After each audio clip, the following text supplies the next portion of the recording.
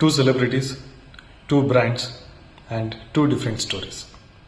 HRX by Hrithik Roshan and Wrong by Virat Kohli.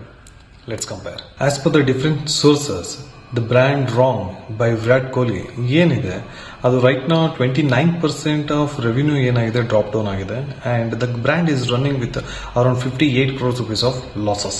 And HRX by Hrithik Roshan brand ಬಗ್ಗೆ ಮಾತಾಡೋದಿತ್ತು ಅಂತಂದ್ರೆ in recent years more than 1000 crores rupees of revenue generate ಮಾಡಿದೆ with good profit and with good market growth.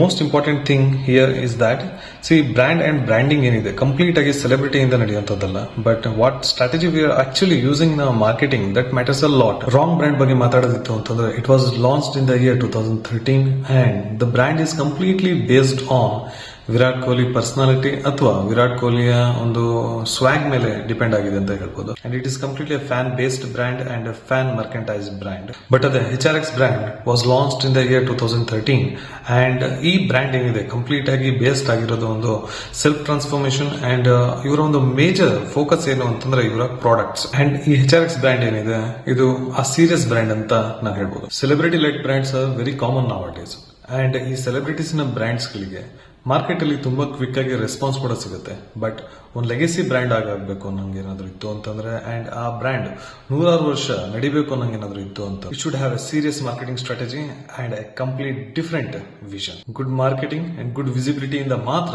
Company growth ಆಗೋದಿಲ್ಲ and profit ಅನ್ನು earn ಮಾಡೋದಿಲ್ಲ. Marketing ಅಲ್ಲಿ major concentration product ಮೇಲೆ ಇರಬೇಕು. ಹಾಗಿತ್ತು ಅಂತಂದ್ರೆ ಮಾತ್ರ ಕಂಪನಿ ಚೆನ್ನಾಗಿ ಗ್ರೋತ್ ಮಾಡಕ್ಕಾಗತ್ತೆ ಅಂಡ್ ಅದು ಒಳ್ಳೆ ಪ್ರಾಫಿಟ್ ಅರ್ನ್ ಮಾಡಕ್ಕಾಗತ್ತೆ. ನಿಮಗೆ ಯಾವ ಬ್ರ್ಯಾಂಡ್ ಇಷ್ಟ, ರಾಂಗ್ ಆರ್ HRX ಅನ್ನೋದಂತದನ್ನ ಕಮೆಂಟ್ ಮಾಡಿ.